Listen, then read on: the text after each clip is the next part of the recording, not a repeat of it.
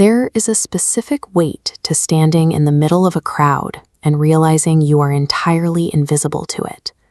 You look around during a moment of crisis, searching for a single tether, and see that the people moving past you simply do not notice. Biologically, human beings are wired to seek out others when we are distressed.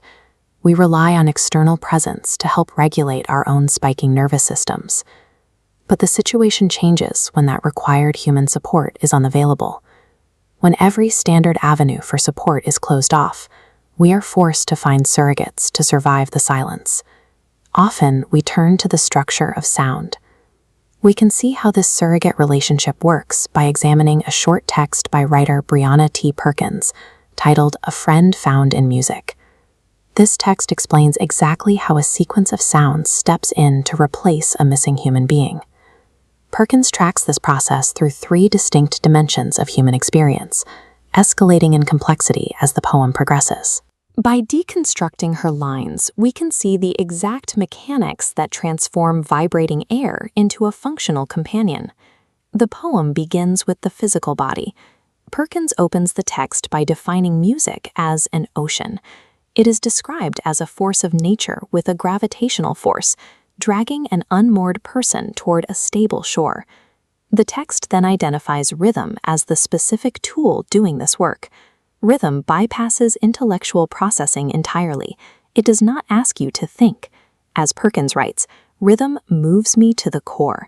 It forces an involuntary visceral reaction from our nervous system. Before a song can heal a grieving mind, it must first stabilize a drifting physical body.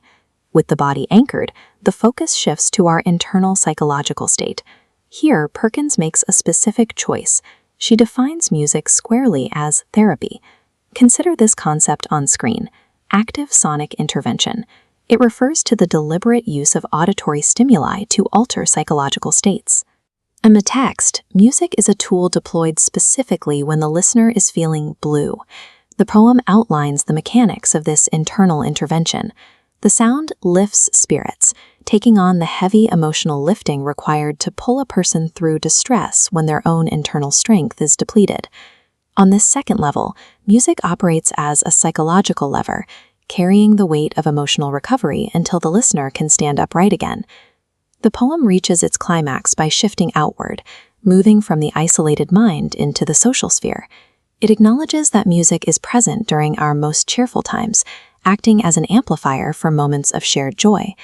But Perkins contrasts those moments with a specific condition, the times when no one seems to care. This illustrates the social surrogate at work. The text describes how a song can fill the gap left behind by absent human beings. Because music has successfully moved the physical body and carried the weight of the psychological mind, it has earned the relational title bestowed at the end of the poem, a needed friend. By the final line, the text elevates sound from a simple listening experience into a reliable relational entity. Returning to the problem of isolation, the poem offers a structural solution. Listening to music functions as an active, two-way relationship.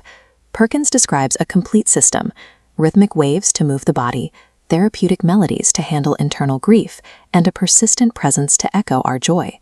The poem suggests you are never entirely alone as long as you have access to sound. The next time you feel unmoored and reach for your headphones, recognize what is actually happening. You aren't escaping into noise. You are visiting a trusted friend.